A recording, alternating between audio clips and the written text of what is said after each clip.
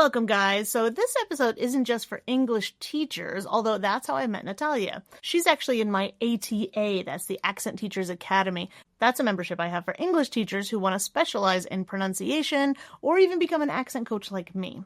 And every week we have a live mastermind session where a teacher can just jump into the hot seat and ask about anything, from how to teach the TH sound to how to start an email list. Like, I'm really just there to answer people's questions and put out fires, let's say.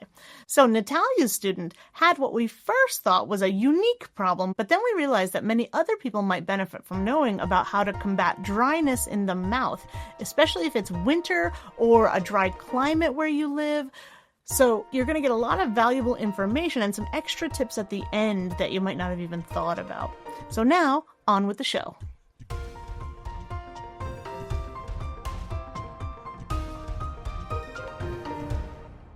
So first of all, I want to welcome you, Natalia, to the podcast and say, hey, how have you been? And say hello to our listeners and give them a little bit of background on you so we know who you are. Okay, hello, Bianca. Happy to hear you. And I'm Natalia Pagodina. I'm a Russian English tutor. I give one-on-one English lessons. And recently, 1 year ago, I joined Bianca's community. So yeah, and I'm happy. And now I didn't intend to teach pronunciation, but this thing is pretty infectious. That's why, yes, here and there, I bring up the topic with my students, and even probably without me bringing up, they keep asking me about all kind of pronunciation tricks. So yes, and yes, recently at some our session, I can't remember, probably it was Teachers Academy or Accent Lounge, I brought up the question that I got from one of my students. Actually, I asked her why she always starts to retell, something, starts her retelling in very nice pronunciation. Closer to the end, the less English she sounds. Can I ask you a second? Is it like she's running out of breath? Because some people don't kind of do their connected speech well, and so they run out of breath at the end of the sentence. Was it like that? What was the problem? Nope.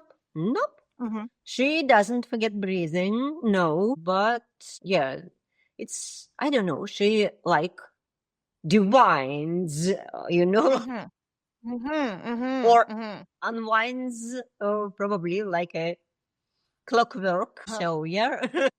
Or like a sweater when you pull on the thread and it kind of like unravels a little bit. Yeah. So probably gets out of steam. Yes. It's funny you mentioned steam, because we were thinking, people don't bring this up as a problem very often. So it was a very unusual kind of thing that was happening with this student. So we thought, let's make a whole podcast episode about it where we can really brainstorm as teachers. How can we help this person? Because we realized that if only one person asks a question, probably there's 50 or 100 other people who have the same problem, right? So what did you suspect at this point? What did you kind of start to think was maybe causing this unraveling, let's say?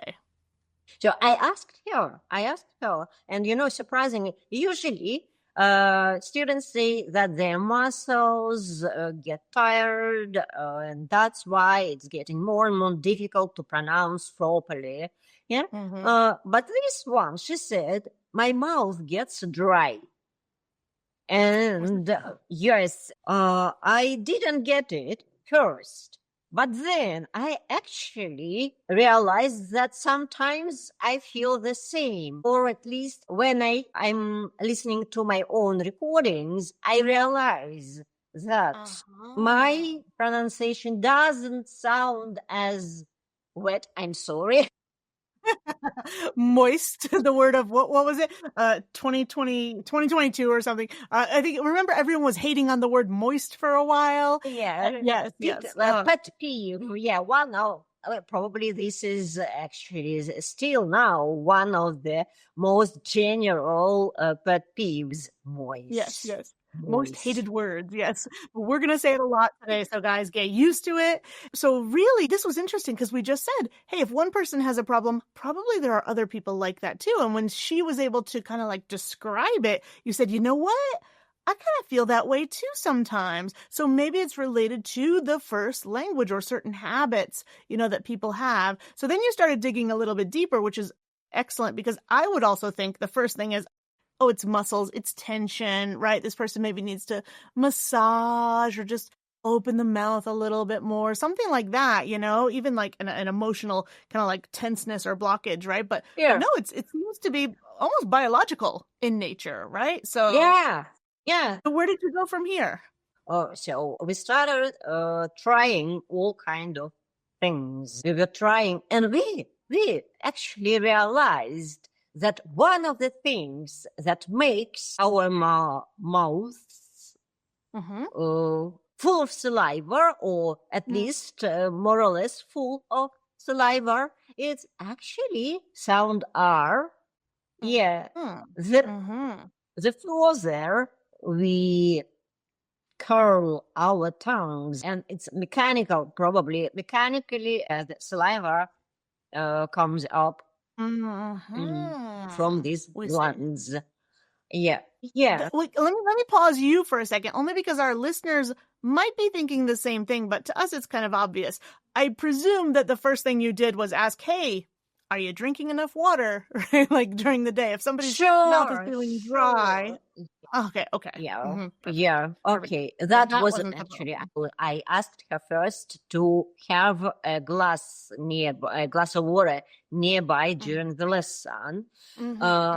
Nothing Yeah, else. but Yeah. it didn't actually help too much. Wasn't that? So what else? Another reason, which I thought probably is kind of an obstacle, is that I myself, personally, I teach them to open their mouths as wide as possible when saying some vowels and diphthong, and Especially here, and like you said earlier with the R, maybe it's a specific sound, right? And then you moved on to like oral posture where you thought, hey, maybe it's how I'm holding the mouth, right? Which is kind of causing some air. Because let's face it, all of that inside of our mouth, it's all mucous membrane and it can all dry out pretty quickly if you're opening your mouth maybe more than you're used to, right? So you started with an individual sound. Okay, is it sounds that are causing the problem, specific ones?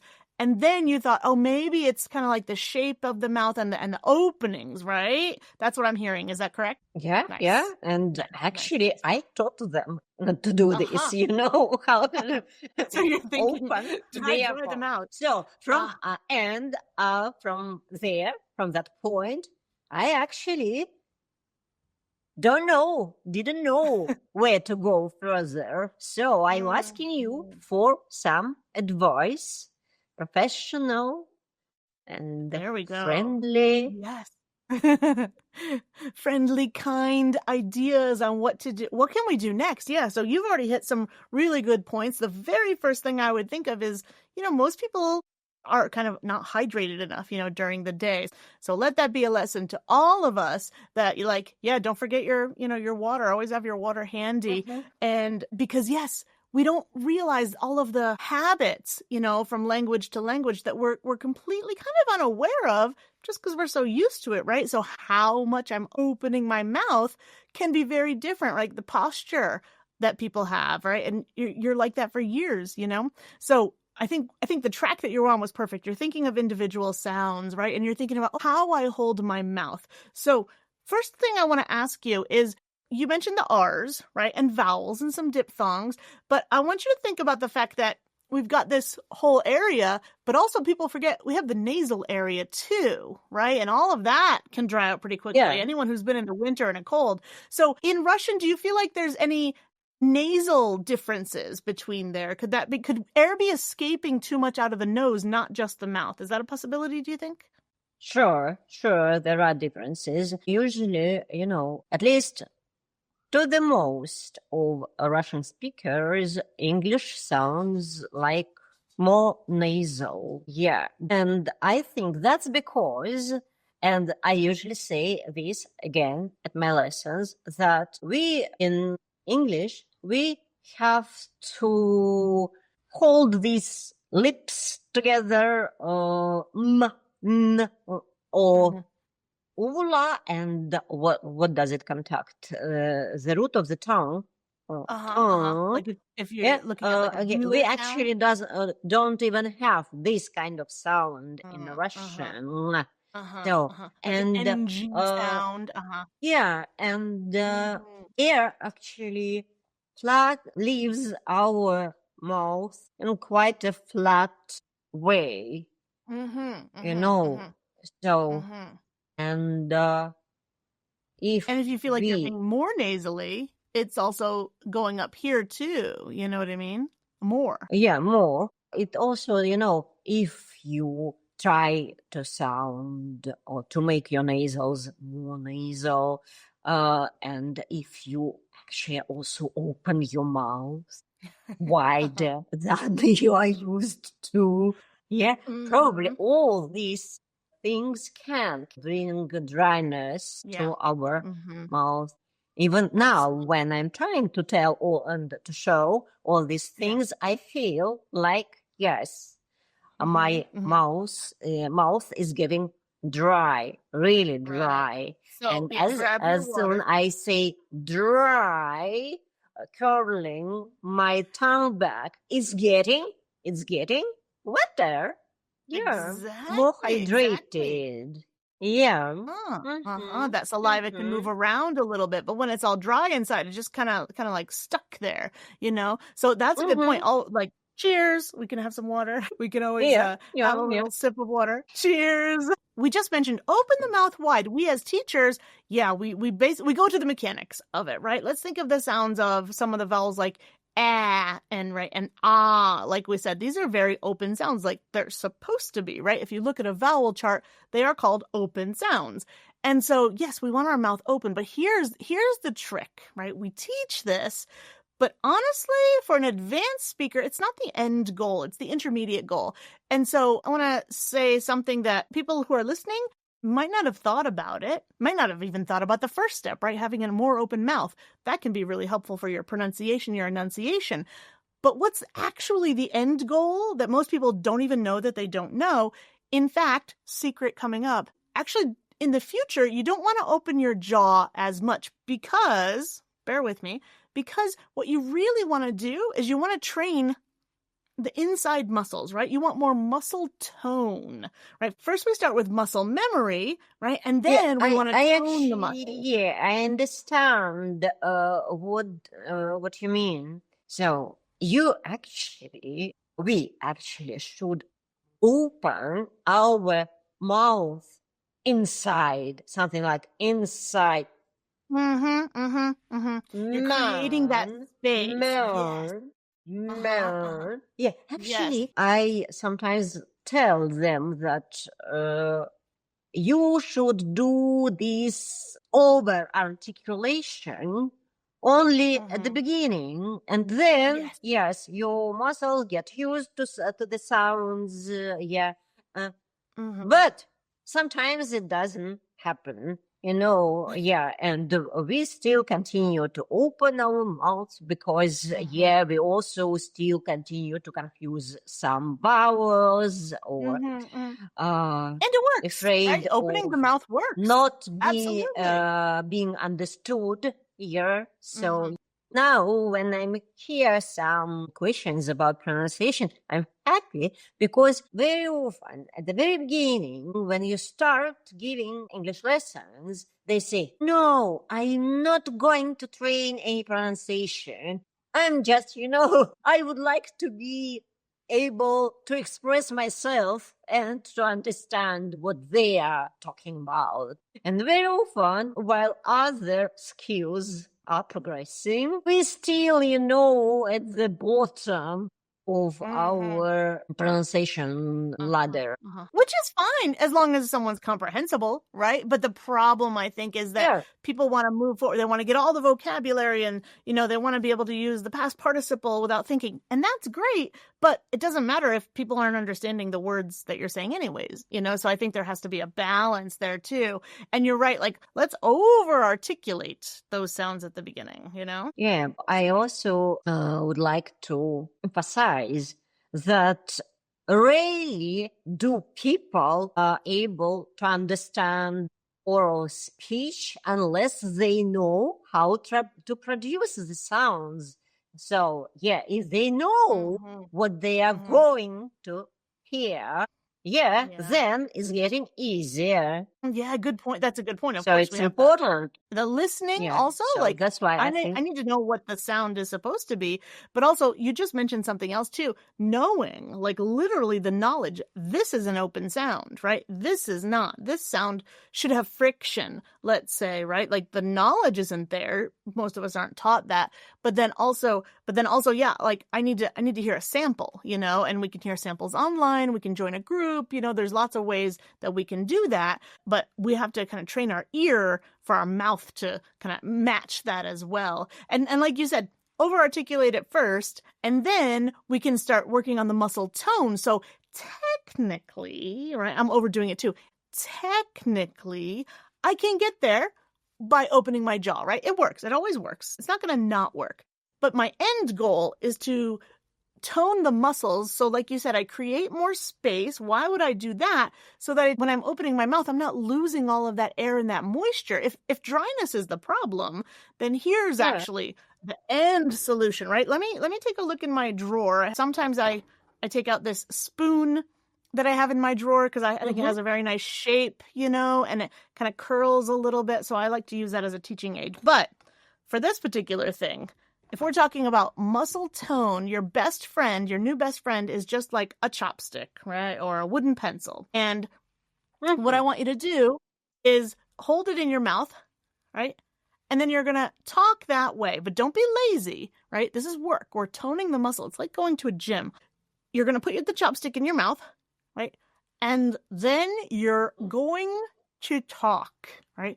And when we earlier said over-articulate, well, now with this chopstick in my mouth, it becomes that much harder and my muscles need to work harder. Anybody can do this, right? Anytime. And you're watching a show, probably, hopefully not on a date, right? You don't have somebody with you that you're trying to impress. The chopstick isn't very romantic. But if you're alone and you're watching a series and you're doing your normal shadowing or whatever, then just throw in the chopstick, right? And follow along, right? Go slow so that the muscles really are working. And just remember too that, like, because this is in the way, right? Some sounds you're not going to be able to get them perfectly, like THs, right? Your tongue is just not going to be able to do that because the chopstick is in the way. But for most sounds, and particularly all vowels, you should be able to do them. So remember the two sounds earlier that we said had an open sound? What were they? R. And ah. R, you're right. But the vowels, we called them open vowels, right? As in cat. So watch this. This should be your goal. With the chopstick in your mouth, you still should be able to say those sounds, right? Ah. Is my jaw open? No. You give it a try, right? Go ahead. So you have muscle tone, right? You've been teaching for a while. You have muscle tone. Yeah. So Okay, but still, exactly.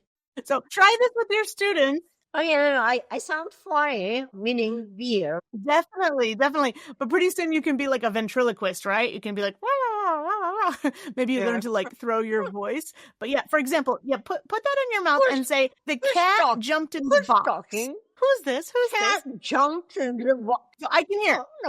I can hear. Right? And if you're like, hey, that wasn't so great, right? Keep doing it. Keep going to the gym, let's say, the muscle gym. So your new best friend is a chopstick, right? Anybody can tone their muscles this way. And if you don't happen to have a chopstick, use a pencil. Bianca, Yes. how is your Yes, cat Natalia. doing? My cat is sleeping over there, right? If somebody has kids, right, small kids, this would be such a fun activity to do with the kids. And like you can be Yeah. playful with it, Yeah, kids are, Yeah. yeah, Exactly. kids You are could do tongue usually very twisters. supportive and all kind of Definitely, activities right? with words, voice. Yeah. Doing a silly voice, exactly, telling a story, something like that, right? But if you don't have a chopstick, then take a pencil. But I want everyone to think of two things too. We got the technique. We know how it's going to help because now I don't have as big of an opening in the air. Not as much air is going to escape, right? Plus, I'm just going to tone my muscles, so I don't have to think about opening my mouth as much. But the other thing too is, I wanted to say, the two tips, definitely, if you're going to do this chopstick or pencil technique, is number one, don't bite down on it so much that you can see the teeth marks everywhere, right? Nice and light. We don't want to cause any tension or anything like that. We don't need to add to that. But number two is, here's what I see people doing, and it's not very helpful, right?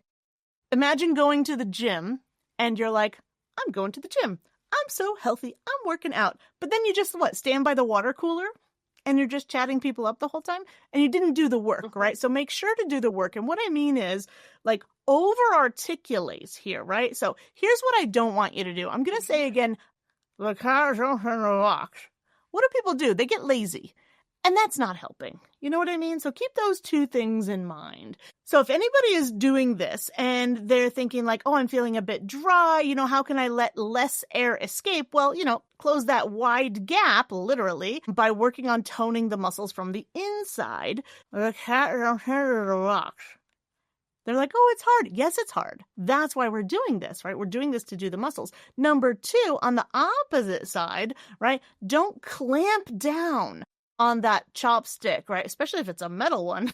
That's not going to be good for your teeth. But get a wooden chopstick or a pencil. But if you're seeing like teeth marks in there, you've probably got a lot of tension here, and you're transferring that to that. That's probably not going to help you relax. That's either. a good point. Yeah, that's a good point. Yeah, you also should check on your jaw. I really like this this one activity. You and I both wear glasses, so I'm going to take my glasses off. But if you take your fingertips and you go from your temples, right, where the jaw muscles actually attach, and you just kind of drag your fingers down, and just open your jaw. Wow, that just does wonders for your tension. You know what I mean? And all this like facial yoga that's out there now. I'm like, ooh, let's do some accent yoga and let's like really loosen up those muscles, So yeah, we didn't talk about the tension today. Maybe that's something we could talk about another time too, because that's a problem as well. So for now, Natalia, how do you feel about this technique? We know it's not that they're not drinking enough water. We know that it's some sounds, I can kind of work with that too. But what do you think about this new technique of using the chopstick to actually kind of jump over and do the more advanced thing, which is to not open your mouth so much? What do you think about that? That sounds fantastic. Awesome. So what I want you to do now is take that to your student, right? And figure out how you want to present it. Maybe get some activities together for them too. And then let's you and I come back and do another podcast episode where we do a bit of a follow-up, right? And see how does that person feel? How do they sound, right? And we could even talk about something else like maybe tension in the muscles and that part of oral posture between, let's say, Russian and English as well, because I bet there's more oral posture things that we can talk about. Would you be willing to do that? Sure. Okay, great. Yeah, and also I think that probably by the next episode on this topic, we would probably come up with some new approaches or exercises. Yeah. You might come up with something even doing it. Yeah, exactly. You might notice some things about this that because you're with this person, or they might give you some feedback about it that gives you a whole different idea, And that's, I think, the great thing about our Teachers Academy is that it's a mastermind, right? Everybody comes with their experience. Whenever anybody is having an issue, they bring that up and everybody focuses on that, for that time. So we do kind of hot seats in our weekly masterminds.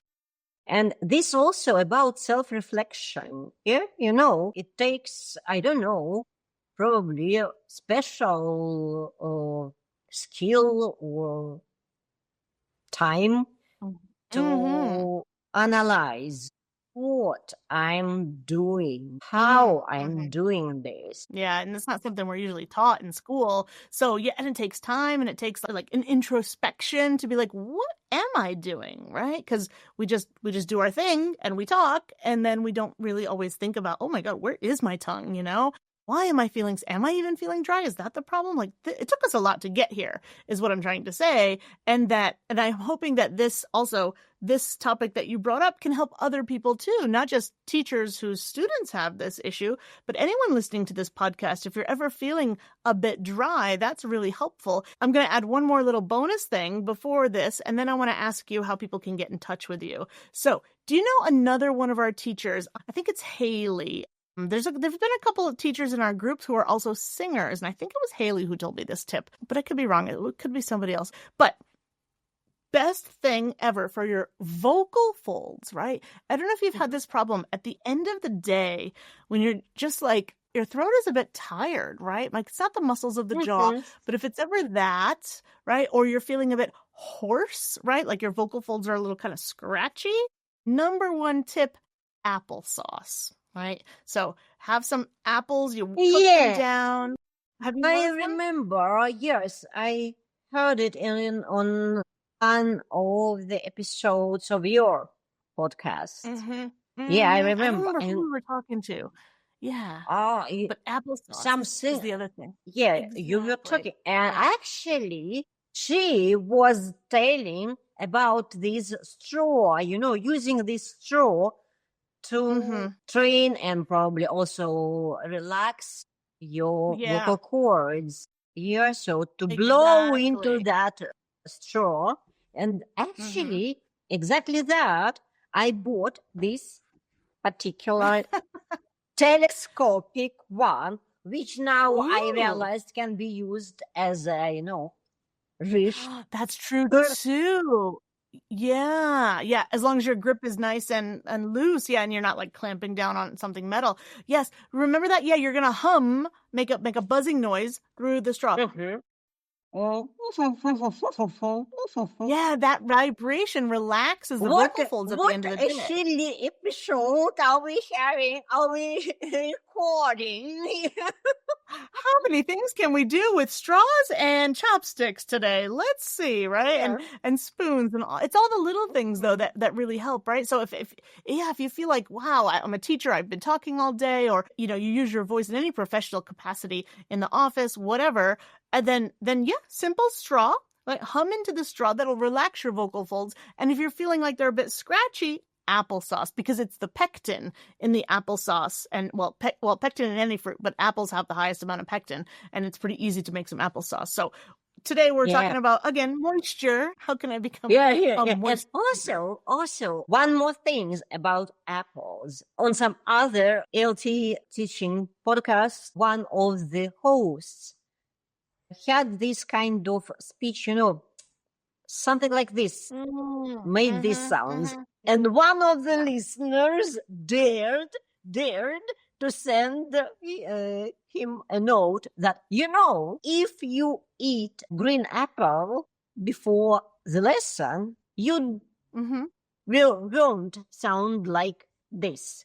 It gets rid of that. Probably also about pectins. I don't know. Yeah, exactly. The membranes. It's got to like hold in the moisture better than releasing it. That would make sense to me. Yeah, absolutely. The same thing happens to me when I'm recording a YouTube video. My producer is on as well, and he sometimes says, "Oh, take a drink of water." I can hear that kind of like clacky dryness thing, right? Yeah, and we might not hear it ourselves. We don't notice these things, so it takes somebody else telling us sometimes, but we can avoid it, in advance, right? So these are all really good topics that just kind of come up, as you're talking about other things too. So that's another reason I really like our Accent Teachers Academy, is because you don't always think about the things until somebody brings it up, and then you start noticing them in other people. And sometimes just talking about the problem altogether, we solve the problem, right? So here's the question that I wanted to ask too, is how can people get in touch with you, right? If people want to work with you, people want to know more about you, get involved,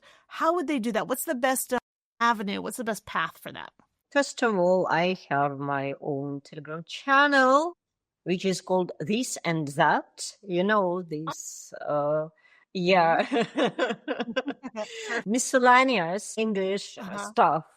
Yeah, okay. Nice. And yeah, actually, I think that people may contact me on our wonderful Discord venue. That's true. That's true. That's where our whole community is, right? And so teachers and Mhm. students can pair up, can match up there too. Absolutely. They can send you a direct message there just by joining our community for free. That's a really good point too. And your Telegram channel, This and That, we're going to put the link also down in the description. Yeah, And sure. guys, you might be thinking, oh, I don't speak Russian. Yeah, but if you're on Telegram, they have this pro feature that if you pay for the pro version of Telegram, if you're on it enough, it auto-translates everything for you. So you can learn so much from so many different groups. So I would say join This and That with Natalia. And also, yeah, guys, join our community on Discord. It's totally free. And you get the monthly masterclass for free, along with a monthly community event for free. That's just for showing up, right? Just for being interested in language and straws and chopsticks and things like that. So if that's for you, we'll see you hopefully over there. And Natalia, you and I will have another episode after this. So I'm going to see you. I see you all the time, but the listeners will get to hear you again pretty soon so we can do a follow-up episode of this. Yep. But I want to say thank you so much, Natalia, for coming today. And yeah, and thank you guys for listening too. Thank you, all the audience. Yeah, thank you for having me, and thank you guys for listening our episode, and actually pay attention to our community. Absolutely. Yes. Good plug. I didn't have to say it. You did. Awesome. So thanks, guys, and we'll see you in the next episode. Bye. Bye.